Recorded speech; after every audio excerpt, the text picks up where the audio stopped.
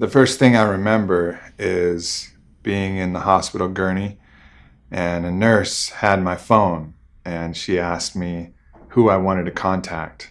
And I didn't know exactly what happened, but I could sense that I got in a pretty bad car wreck, and I knew my face was numb and bloody. And I gave her the code to unlock my phone, and I told her to call Whitney Miller, my fiancé. And I remember Whitney being on the phone, and I told her I was okay, and that I was sorry. But I didn't know what happened. I didn't remember the wreck. I didn't remember veering off the road and hitting that guardrail, having it cut through my car and slice my face and cut me open. I didn't remember getting taken in the ambulance. I didn't remember any of that.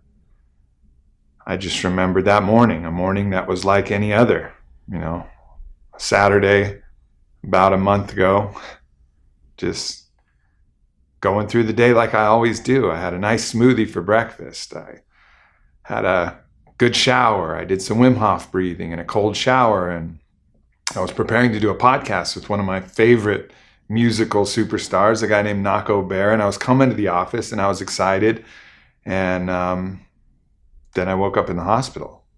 And there's some theories about some things that might have happened, but nothing that makes a lot of sense. I didn't go out the night before. I had a good night of sleep, and something happened about 2 minutes away from my house where I lost consciousness and went off the road.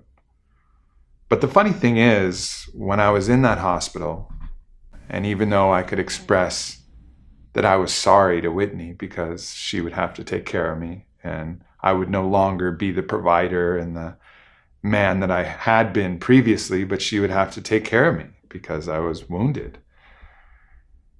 But I had this sense that it happened for me and not to me.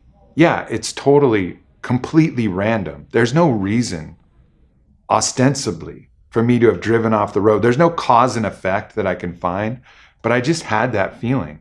And it was an overwhelming feeling. It was an undoubtable feeling that for some reason, this accident happened for me, not to me. I just didn't know why yet. And then as the weeks went on, I started to understand why.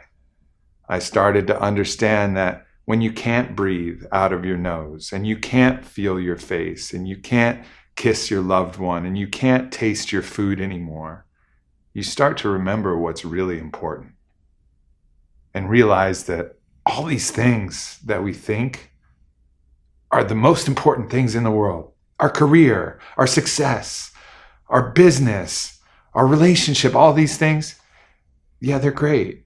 That's important. But you know what's more important? Breathing air, tasting food, being able to kiss and talk, being out of pain, being able to sleep. Like, that's really what's most important about life. And when you have that, well, you kind of got it made.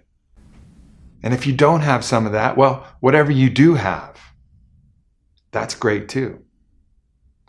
And not only did I learn that from this accident, I also learned what it really means to be loved, because I've always been such an active provider, caring for people's emotions, providing entertainment, providing value, doing something to make myself worthy of love from another person, even my fiance.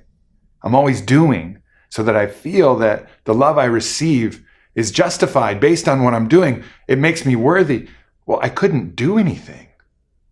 And what I found was that everybody loved me just the same, maybe even more. And I wasn't doing anything.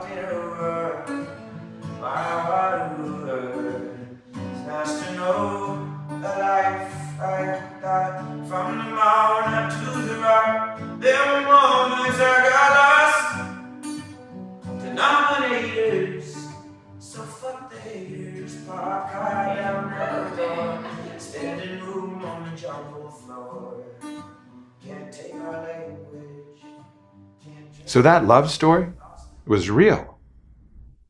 That it wasn't me doing something and receiving favor in return. It was actual love. People love me. I learned that. And then as time goes on, I learned patience. I still can't taste all my food. I still can't feel parts of my face. I'm still not well. So you learn patience. You learn that the body is slow. You learn that even when you learn the lessons, there are more lessons to learn. Learn how to push on when I don't have enough energy, when I feel tired and I feel weak and I feel broken.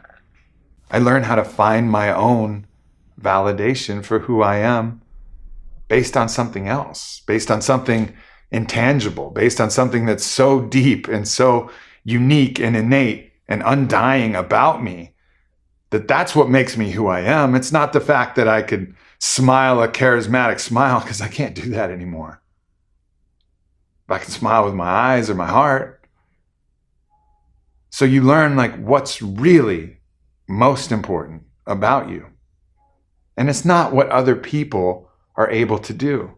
I had the luxury of having people around me who still love me through this process and still made me feel like I was the superhero that maybe I thought I was. But as those people have gone on their own journeys and done their own thing, I have to find that inwardly. I have to know who I am beyond the superficial appearances, beyond what I'm capable of doing in the gym, beyond the output I'm able to provide my business or my work. I have to know that the breather, the thinker, the lover, that's enough. That's who I am. And that's what's worthy of love. And if it takes an accident like this, where steel splits my face in two, and I may never be the same again, that's okay. That's a blessing. That's a cheap lesson. When I was well enough to get out of my house and out of the hospital and out seeing the doctors and the specialists and the dentists, a lot of them kept telling me, don't worry, we'll be able to get you back to the way you were. And there's plenty of reference footage and reference photos, and we'll get you back just the way you were. And I appreciated them saying that, but I don't need to be exactly the way I was. That was the old me. I love that version of myself, but I can love this new version of myself just as much. There's no need to be the same person that I was back then that I am now, because I'm not that same person. I've been changed by this accident, and it's okay to visibly express what that change looks like. So whoever I am becoming is the new me, just as whoever I have become inside is also the new me. I was given the choice whether I was going to be disfigured or transformed. And we all have that choice when something bad happens. Is this going to be a curse, or is this a blessing? You choose. I choose blessing. And so I'm grateful, even in the hard times, even in the difficult times. I'm still grateful, because it's an opportunity to learn, an opportunity to grow, and an opportunity to be a little bit better. So I choose transformed.